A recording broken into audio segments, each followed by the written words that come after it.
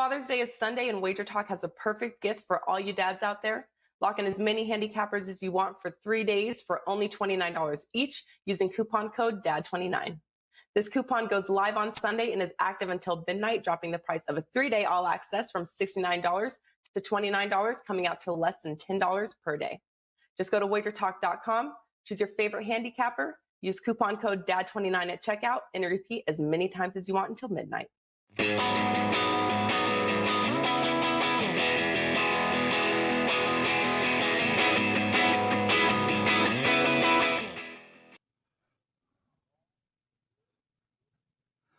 Welcome, everybody. It's Friday, June 18th. It's the last show of the week. Teddy covers with me. I'm Lawrence Presman, and we've got Rob Veno and Hakeem Profits joining us. Rob's going to talk 76ers, Hawks, tomorrow's Milwaukee-Brooklyn game, which will come up twice, and the Boston-Kansas City baseball game. Hakeem, all three basketball games. Teddy, how are you, my friend? What's going on? Well, I've had better days, Prez. Unfortunately, I was red hot, and now I'm not. You and I are both going through our fair share of struggles right now. Unfortunately, happens. And I don't. You know what, dude? I go. I was just gonna say I gotta calm down. I mean, like Carm called me yesterday. Steve Merrill and I were on the phone last night at 11 p.m. Steve is just one of the most genuinely nice guys I've ever met. And he was on the phone and he was like, I've been where you are. I've wanted to quit. I don't quit. It's just a moment. And I mean, Carm was checking in on me. I've moved on, dude. It is what it is. The bottom line is this, Teddy. If you bet 10 days in a row, there is a likely chance that one of those days you go 0-3.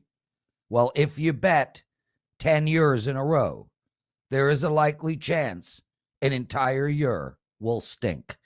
It is exactly the same mathematical number. So let's move on. Let's get going. I don't agree with that at all. Okay, goody. I don't agree with that at all.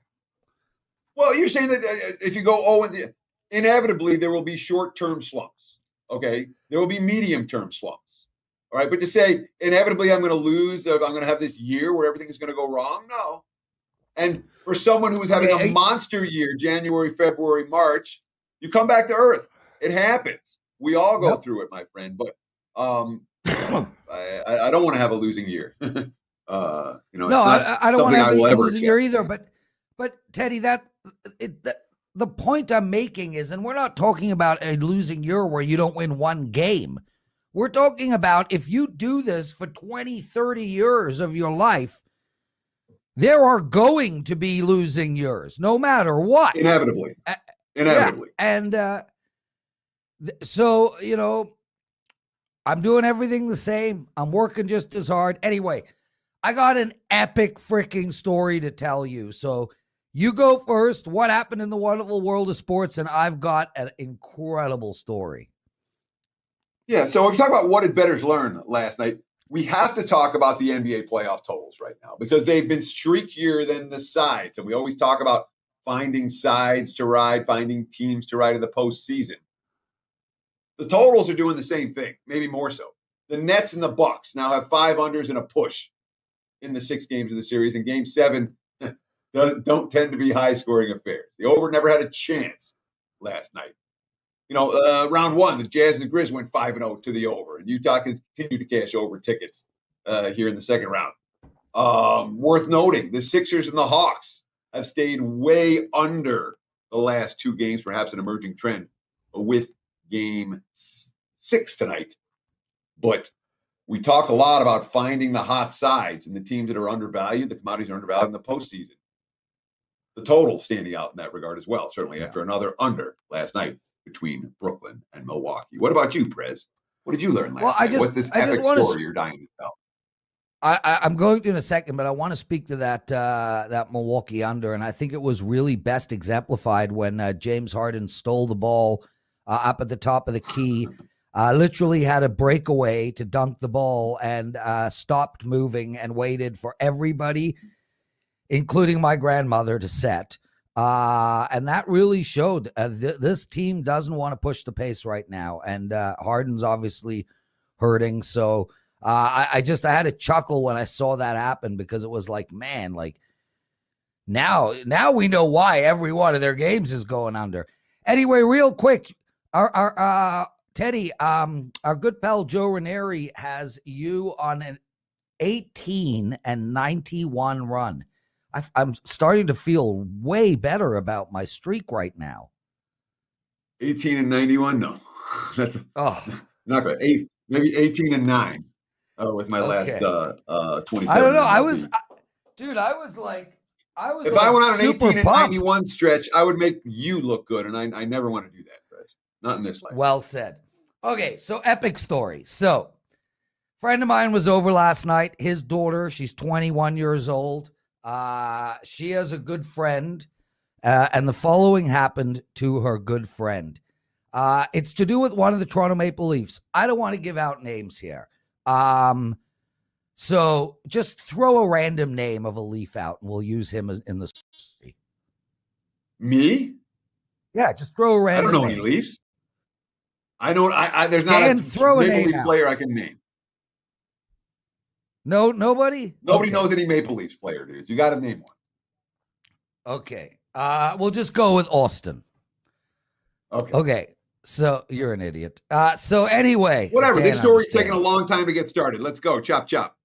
Okay. So Austin comes out of the Scotiabank Arena after one of the playoff games, sees this pretty girl, walks up to her and says, "Hey, can I get your Instagram?" She gives it to him. She's all excited. He's Austin freaking Matthews. Then he Instagram DMs her on Instagram and says, "Hey, come over to my house at 8:00 tonight. Bring a pizza." So she has to know what she's getting into. So she shows up. She thinks the pizza story's a joke. So she shows up to his door, knocks on his door. He opens the door. He's like, "Where's my pizza?" She's like, "What do you mean? I thought you were joking." He's like, "No. You need to leave and go get me a pizza."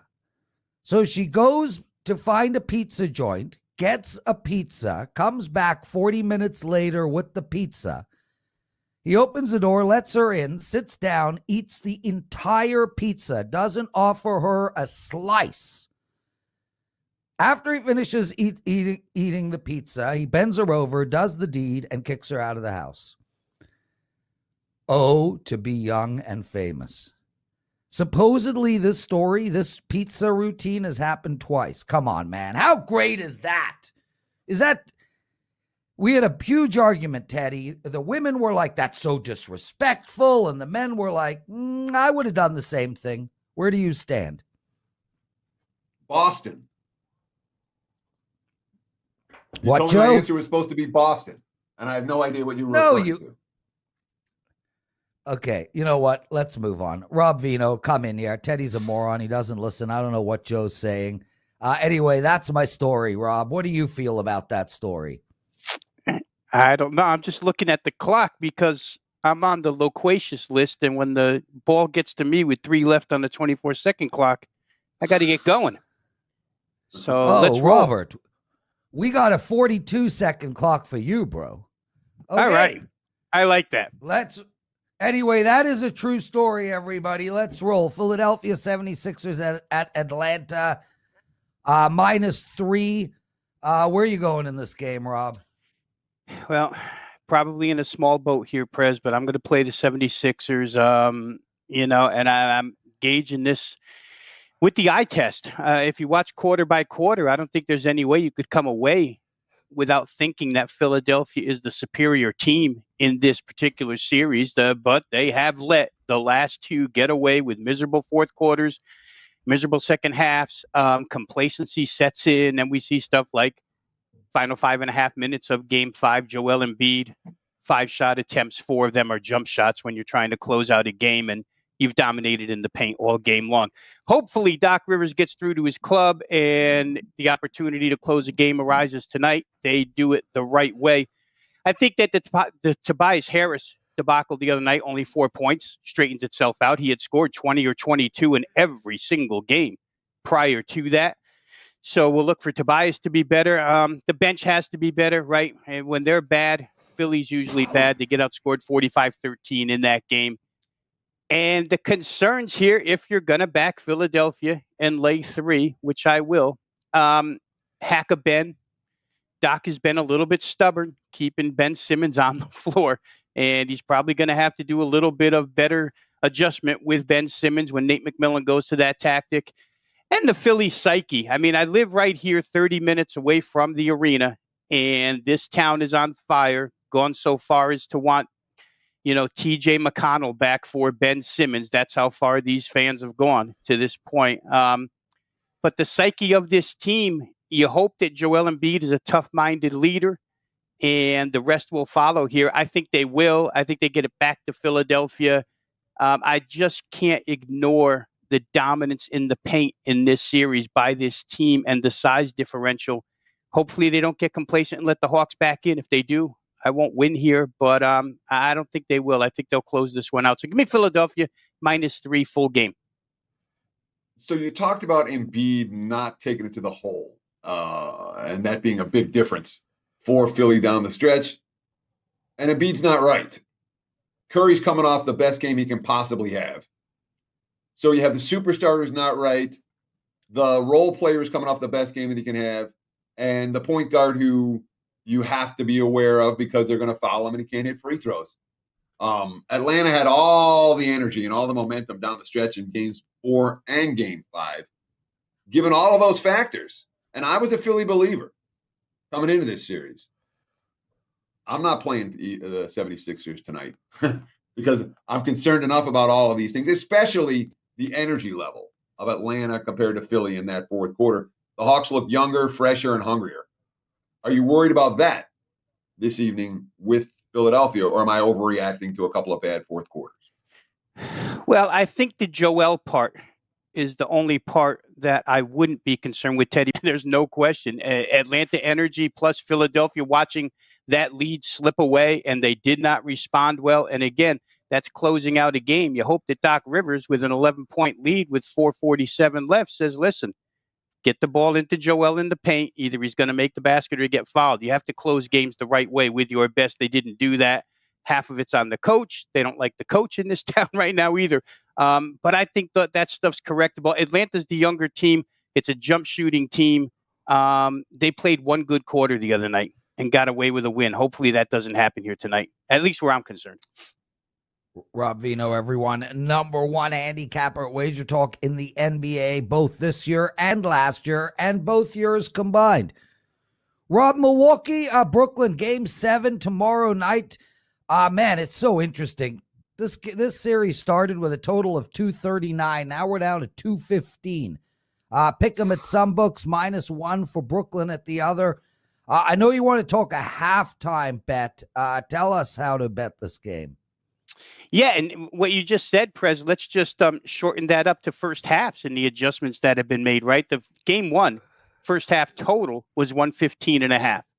The game total we're looking at for game 7, 105.5. And I get it, game 7's tighten up and a lot of other things that lead you to believe unders are the right way to go. In many cases, they are. I don't have the numbers right in front of me, but I'll say this. The last 3 games, since that 86-83 game that looked like a mid-1990s contest, Milwaukee in the first half has put up 53-plus points. They found their way to score 53-plus with Giannis at the rim, with Chris Middleton, who didn't help out in the first 2 games, now helping out in the last 2 or 3. And Drew Holiday has come alive in the last 3 as well, 14, 19, and 21 in the last 3 games. So there's 3 pieces there. I like Philadelphia's offense first half, the way it's played so far. To me, James Harden made a lot of progress last night. He went from 5 points in 46 minutes in game 5 to 16 points last night, made 3 threes. That progress to me can only get better, which helps Brooklyn's first half scoring here in this game. In game 5, the first half total landed 102. It landed 102 despite the Nets shooting 35% from the field, 27% from 3. At home, I figure those numbers with an improved Harden will get better. And the reason why you play first half here, guys, subtle difference than regular season, but the reason why you play first half is because when you watch the rotations of these coaches, Steve Nash has gone to his first unit 40 plus minutes the last two games, 46 and 48 in game 5. And when the second quarter starts, we don't see the bench. We see Durant. We see Harden. We see Harris, who hasn't been helpful whatsoever. So maybe I shouldn't mention him. Hopefully he's helpful here. But the point being that last night, Coach Bud did the same thing with Milwaukee, played his stars throughout. And when you're not getting that scoring dip because it's the second team, you're in better shape first half. Last night's game, guys, actually gets over the total that we're looking at for tomorrow. 59-48 is 107. And it wasn't a great half, to tell you the truth, shooting-wise. I just think the number's too low. I'm going to play against the adjustment here. Again, like the Philadelphia bet, probably going to be in a small boat here because your first inclination is to look under in these games. But I think even more second half tends to tighten up in a game 7. If this thing is close, the second half would be where you want to be on the under. I'm going to try over here, first half over 105.5. The number has a lot to do with it. I think these teams can get over that number. So what do you make of the dismal 3-point shooting? And again, last night we're looking at 16 to 67 or something between the two teams. It's been rough 3-point shooting throughout the series for both of these teams, which is a big reason why the unders have been cashing as much as they are without a single over so far in this series. Do you think that at least one of these two teams can get going from 3-point range to help this first half over cash? Or is it not necessarily predicated on hot 3-point shooting? Well, I don't even think that it has to get going, Teddy. It just has to be that much better, right? Last night, I had on Twitter that Chris Middleton goes 5 of 8 from 3 for Milwaukee. And the other 6 guys who shot threes went 2 for 25. There's been no Bryn Forbes sighting. There's been no Pat Connaughton sighting. There's been no Brooke Lopez sighting. Believe it or not, in games 4 and 5, Milwaukee actually raised their 3-point percentage to 34 and 40. It looked like things were opening up for them, and then last night happened. Nets the same thing. It doesn't have to get going. You just need 1 or 2 out of Joe Harris. You just need 1 or 2 out of any of the surrounding parts. Hasn't happened so far. I don't need much because the odds makers set the number that way. I think we can get enough here. If Harden's... I am yet to really, truly grasp the whole fouling thing in the NBA. I've only been watching it for about 40 years, so I'm figuring somewhere around my 200th year of watching it, I will figure out the fouls. But, I mean, his feet were set. It's an absolutely strange sport, this NBA. Boston, Kansas City, the Red Sox coming off a day of rest, a nice series against Atlanta. Their bats are hopping. Their pitchers are not.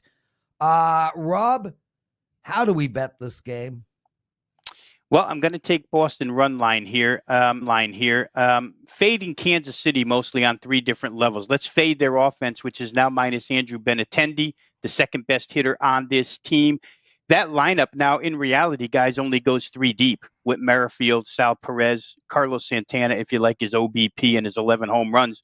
Alberto Mondesi back in the lineup, but he's not Andrew Benintendi. It's a big loss, admittedly, by Mike Matheny and a lot of other Royals. It's a big loss here. So don't like their offense.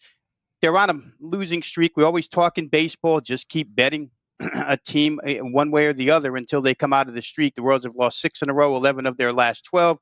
Run line here because Kansas City has allowed 6 or more runs in 7 of the last 9. The pitching hasn't been great. Neither has the relief pitching. Scheduled pitcher, I haven't seen it yet. It looks to be Jackson Kowar, who's actually made 2 starts in his major league debut season. 2 starts, he's pitched 2 innings. In those 2 starts, 8 earned runs, 8 hits, and 5 walks, 13 base runners in those 2 innings. That's not good against the Boston lineup. It could be Danny Duffy. It's doubtful, though. He just started throwing off of a flexor strain. Either way, you bet Nick Pivetta to pitch against any or all of the Royal pitchers. You only have to list Pivetta here in this game. Boston's number 5 in the MLB and OPS against right-handed pitching. Very good. And, where Nick Pivetta is concerned, guys, he's been very average at Fenway Park. understandable, I guess, but he's been way better on the road numbers-wise. So I like those numbers as well. Give me Boston's offense against Kansas City's pitching. Give me Boston's pitching against Kansas City's offense. A lot of reasons to fade KC here. I'll do it run line because I've got the visiting team. They'll get the full 9 at-bats. Boston minus whatever the price comes up. I did not see one before we came on the air here. Yeah, I'm not seeing a price yet on this game either, Rob, but I want to ask you about Pivetta in particular, because he's coming off kind of a concerning start where he gave up 4 dingers his last time out. The Red Sox have been winning for him consistently all year. They're just 1-2 in his 3 June starts, and of course, his ERA in June is the worst of any month. Are we worried about Pivetta, especially in a run line situation? Or is this a guy, he's an okay hurler, and the KC bats just aren't good enough to do much damage right now? Yeah, and I think where the home runs are concerned, Teddy, that you brought up, that's a part of the handicap is that KC doesn't do much home run damage, just not a big power lineup. That would be a little more of a concern if it was like a Toronto or somebody who could hit the ball out of the park. They really don't have that. Like I say, down to 3 legit offensive players at this point in time. So I don't think it'll bug them here. And the Fenway home run numbers are a lot larger than the road numbers. So hopefully, Kauffman Stadium holds a few of those in tonight. Rob Veno, everyone. Rob, what do you have to promote? Let's promote NBA, Prez, tonight. Utah Clippers Game 6 up and available right now at WagerTalk.com. 4% best bet, and 4% best bets have been absolutely wonderful for myself during the playoffs. 71% winners. You want to get there, WagerTalk.com. 4% NBA best bet for this evening. Awesome stuff. Rob Veno, everyone. You can find him at WagerTalk.com. #1 NBA expert this year and last. Rob, thanks so much. Guys, we're going to take 20. Teddy's got his big game breakdown coming. Skee Profit taking apart more NBA. And, of course, the world-famous penalty box segment. What's better than $2 Tuesday at Sports Memo? How about Freebie Friday? We can't go any lower than free, and each and every Friday we'll hand select a best bet from one of the hottest handicappers on the site and give it out for free. All you have to do is each and every Friday, head over to sportsmemo.com. The Freebie Friday will be listed on the homepage, and you'll be just a click away from a free bet.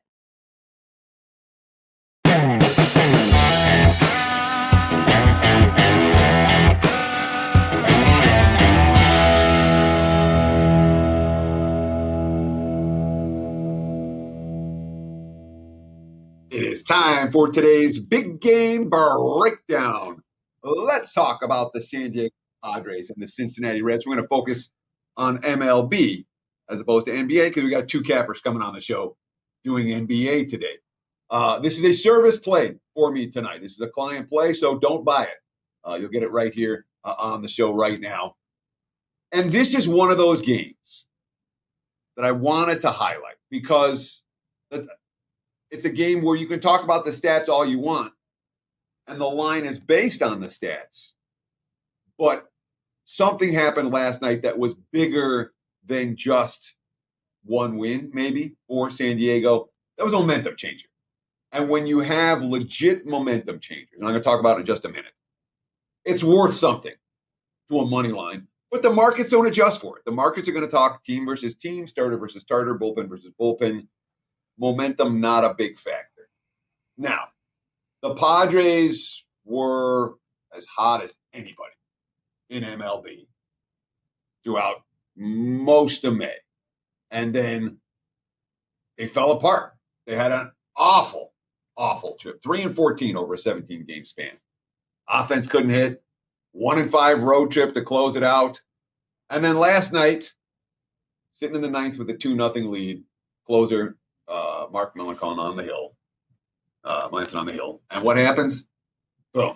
He blows the save. And the Reds take the lead. And the Padres' disaster is about to continue. But then, bottom of the 9th, not one, 2 2-run homers. One by Hosmer, one by Caratini for the win. Jace Tingler after the game. It felt like more than a win, to be honest. This is one of those wins that can change a lot of things. The other end of the equation, David Bell, the Reds manager, that was real tough. All right. That's a buy sign for San Diego after several weeks of slumping. I like Paddock. Paddock is a guy whose season-long numbers don't mesh with what he's doing right now. He had a rough start to the campaign early.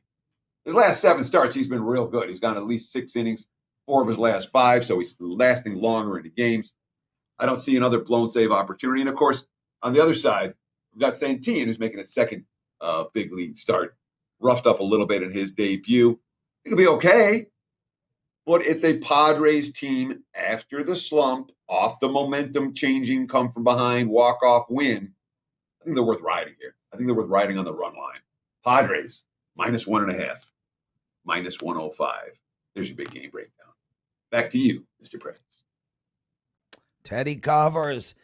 Teddy, Skee Profits is going to be joining us, but first, welcome everybody. We are so appreciative that you guys take the time to join us, and it's the same people. Look, the show's getting bigger.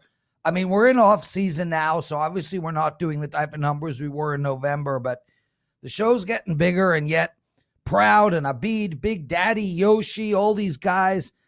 I love seeing you guys. I'm watching you chat in the chat room. Thank you for joining us, and please hit that like button. It's really important to us. I mean, we really don't ask for much, but there's so much competition on YouTube. It's such a big space. And the way to move up the rankings is from your guys' help, your comments, both during the video and after the video, you hitting the like button, telling your friends, subscribing to our channel. That stuff is very important to us. So please take 1 second and do that for us. Thank you. Skee, my friend. I woke you What's again going on, today Prez? or no? Did I wake you I'm sorry. again? You did wake me, but not your fault. I haven't been feeling Oh, too no, well. no, So my fault. I've been My sleepy fault, Skee. or sleeping a lot. Hey, brother, I'm sorry my you don't kids feel are well, almost... Skee. Thanks for toughing it up to come with us on the show today. What's the hat? That's no Lakers garb. No, it's not a sports team. It's just supporting my nephew. My nephew's starting like a little brand and just supporting him. So it's my nephew's brand. Give him It's a called shout out. Always Okay, Move well- Cautiously. I'll give him a shout out. Well, what is the name? I mean, you got to be a little bit better than that. Yeah, see, my Where do bad. we I said buy I'm it? sleepy, so the name is Always Move Cautiously. I mean, you can look him up on Instagram. He has a lot of stuff on there, and it's pretty cool. So just supporting my nephew. Awesome. Well, nice to hear. Anyway, dude, let's get into it. Let's talk the 76ers first. Rob Veno spoke about it. He likes the 76ers tonight. -3. I'd like to know where your head's at. Yeah, I'll be on the NBA show again later. These are initial early thoughts, but the first thing I was thinking about was who's going to come back from down 2-3. We had a couple teams. The Bucks got a win last night. We have the Sixers and we have the Jazz today. And I think out of the 3, if I had to pick one to come back and win a series, I would probably pick the Sixers. I know they've looked disappointing. I know they've given away 2 humongous leads. I know Doc Rivers hasn't been great as far as when he's up in a series, going back to maybe close to when I was in high school. So got a lot of things working against them, but I still think they're the more talented team. It's just a matter of them putting it together for a full 48. So Doc Rivers, I think there's some adjustments he can make that I think he will. And if you have the Sixers at a +145 price for the series, that's something that I'm fairly interested in. So I lean them most likely to come back from down 2-3. And in this game, that means I'm looking towards the Sixers to win, right? So I'll just leave that lean like that there. They gotta As win far to as the cover. total, say again? I said they got to win to cover. Exactly. They're laying 3. And they've been up by 20 points. I guess it's not a bad look to look at the first half either. Maybe before Embiid starts to feel some of that fatigue, but I just think it's a Sixers spot. If they have any type of pride, they'll come out here and fight and get a W. As far as the total, we've kind of seen 3 of the 5 games this series go under. I think 10 of the last 13 games for Atlanta's gone under. And I think the Sixers are playing okay defense for the most part, and they want to slow the game down. So seems like an under type series, and that's the way that I lean again here. So here's the Doc Rivers quote after the Game 5 blown lead on top of the game 4 blown lead. Quote, "We'll get back up. We'll be back here in Philadelphia for game 7. I believe that. The mood was down. It was awful. What would you think it would be? It would have to be, right? And so this is part of sports. You have some awful moments. We've made this hard on ourselves. We have to own up to that, all of us. Then we have to get up and be ready for the next game. It's going to be a crazy atmosphere. Good. We'll be ready for it." Now, Rivers has taken a lot of heat. Last year, his Clippers team blew a 3-1 lead. This year, with the more talented Sixers team, obviously they're on the verge of elimination tonight. What can Rivers do here? And I mean, you can go back farther than that, Teddy. So rightfully so, he's under fire. You can go back closer to 2010 as far as him blowing leads. What can he do? I mean, I know he's one of your better players, but if you have a guy out there who's kind of offensive liability, at some point you may have to take him out of the game. And I mean, he can't make the baskets for the players. So a lot of it is on the other guys. I'll put it on everybody except for probably Seth Curry. And Embiid did a solid job, but he still missed a couple free throws. So, I don't get paid the big bucks to coach. I would say I don't know. He's got to figure it out. Well, we're happy to give you the big bucks to coach. Find a team. Utah Clippers tonight. Man, Utah -2. Clippers not getting any respect right now. 220 is the total. How you betting this one, Skee? Hey, sorry to go back, but I think I remember seeing Seth Curry guarding Gallinari. I think we can maybe avoid that. That could be something that could be adjusted. It just little stuff like that. So to this Jazz series, I talked about all of the teams who can come back from down 2-3. This is a team that I'm praying will come back down from 2-3. As you guys know, I'm not a big Clipper fan, but I mean, it's a big difference. Look at Doc Rivers and look at Ty Lue. Doc Rivers struggles to make adjustments. Ty Lue seems to make every adjustment as the series goes on correctly, or not everyone, but he makes a lot of good adjustments. So I didn't think they had a shot without Kawhi to win that last game. And Paul George looks like he's back in Indiana. Obviously, Donovan Mitchell's not 100%. They miss Mike Conley, but if I had to play it, I still think that the Jazz are the better team. I think that we'll get both of those guys out there. And, the injured player theory or like the overreaction angle, they come to play for that one game. It doesn't necessarily last for multiple games after that. So I think that the Jazz will be the play here. And, in this series, I kind of play first half overs every single game. For a good while, we're getting 2 60-point quarters in each game at least.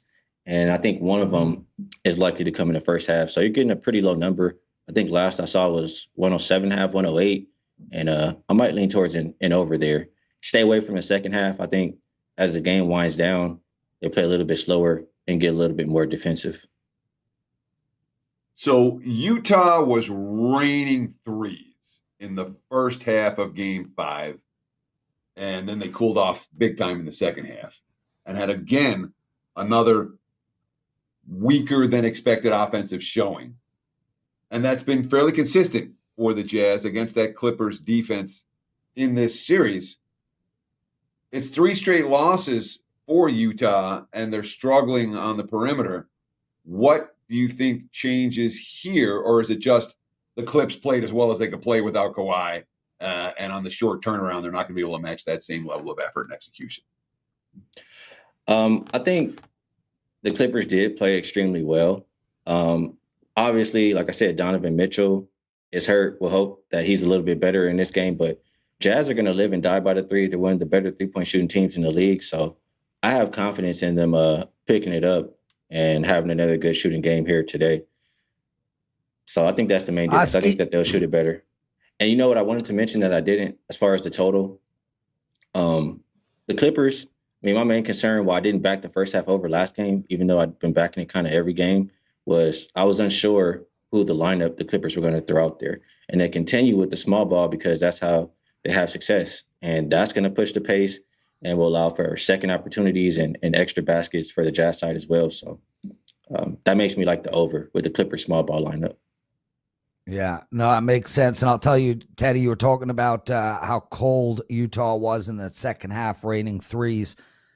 The thing that stood out to me the most, that really I was shocked, was just the lack of rebounding coming out of Utah.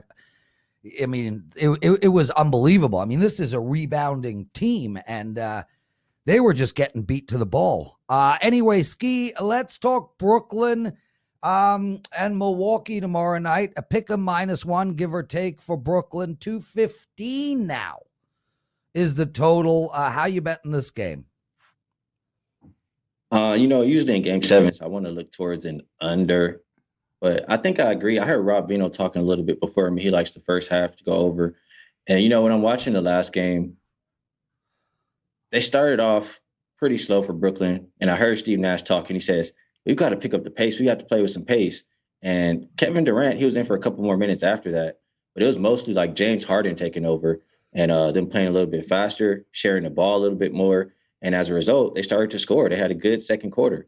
Then, and I'm not like talking bad about Durant. We all know he's great. He just had a legendary game.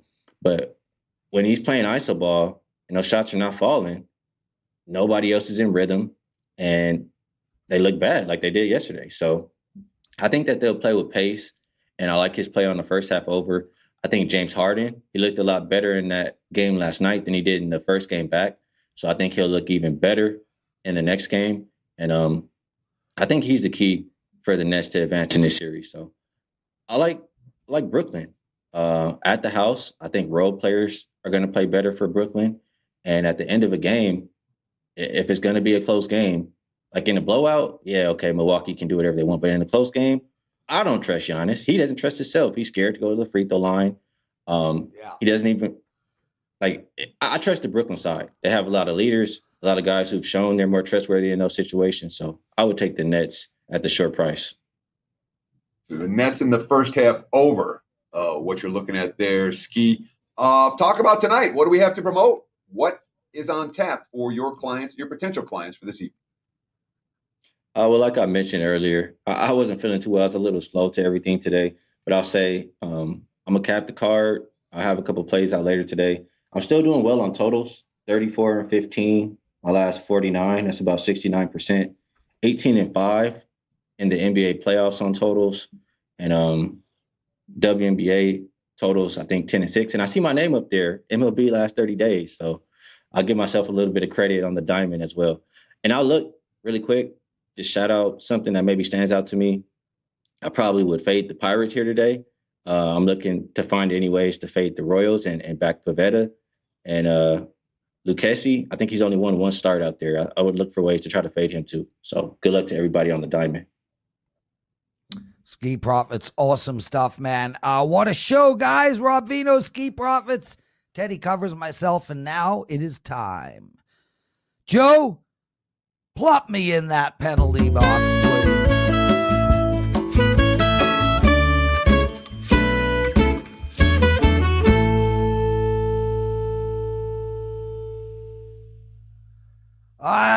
What a show today, guys. Make sure to check out WagerTalk Today every day, 12 to 1 p.m. Eastern on our YouTube channel, WagerTalk TV. It's Friday's show, Skee Profits and Rob Veno. We do a deep dive into all three NBA games. As for my bets last night, I did not get the hockey over, but I did get my fourth soccer win in a row on the Netherlands. Let's get into some soccer now. Portugal and Germany. This is a monster of a game tomorrow. I mean, Germany just cannot afford to lose this game. And frankly, if they could get out with a draw and then win the next game, they're going to get into the playoffs. So I'm going with a tie at plus 125. That's Germany and Portugal for a tie at plus 125. I also like a parlay with England and Spain. England is playing today, so make sure to get down on that. England and Spain, a money line parlay. And as for the hockey game tonight, look, I got to go to the over 5. Montreal has been playing to the under all playoffs, but Man, I made the mistake yesterday of playing over 5, and it went under in the Tampa Bay New York Islanders game, and that was only the 5th time all year that a game has gone under the number of 5 when 5 was on the board. So I'm going to go to the over in this game as well, and I like the over in the first period too. I think both teams come out flying tonight. That's it for me. I'm getting a shawarma today, Teddy. Shawarma Fridays. Take us home, brother.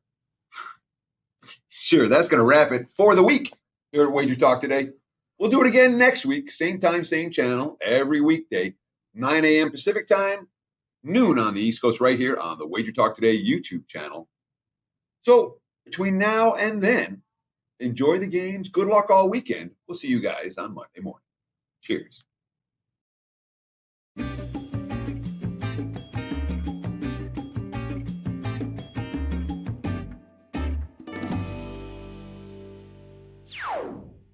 Father's Day is Sunday, and WagerTalk has a perfect gift for all you dads out there. Lock in as many handicappers as you want for 3 days for only $29 each using coupon code DAD29. This coupon goes live on Sunday and is active until midnight, dropping the price of a 3-day all access from $69 to $29, coming out to less than $10 per day. Just go to wagertalk.com, choose your favorite handicapper, use coupon code DAD29 at checkout, and repeat as many times as you want until midnight.